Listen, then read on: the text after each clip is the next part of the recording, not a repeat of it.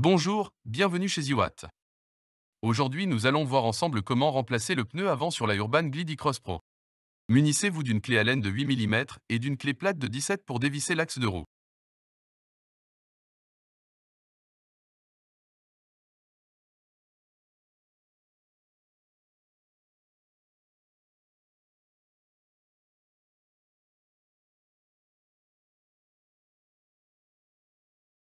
Une fois l'écrou dévissé de l'axe, veillez à bien récupérer les deux entretoises.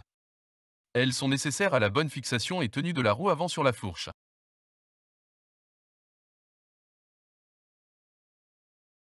Nous allons maintenant démonter la roue à l'aide de deux démonte-pneus.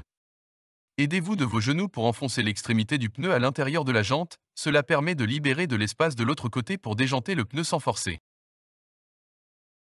Nous allons maintenant monter le nouveau pneu sur la jante. Sur la e-Cross Pro, c'est un pneu tubeless. Il n'y a pas de chambre à air. Commencez par appliquer de la pâte de montage, cela va aider pour éviter les fuites. Pour installer le premier flanc du pneu sur la jante, il suffit d'insérer le pneu en le poussant vers l'avant. Appliquez alors de la pâte de montage sur le deuxième flanc. À l'aide de vos genoux, positionnez ensuite une extrémité du pneu dans la jante en l'enfonçant le plus possible, cela permettra de ne pas trop tendre le pneu à l'endroit où vous insérez vos démonte-pneus. Utilisez votre démonte-pneu pour installer le second flanc sur la jante. Aidez-vous de vos genoux pour maintenir le pneu en place petit à petit à mesure que vous insérez le pneu dans la jante. Nous allons maintenant gonfler le pneu.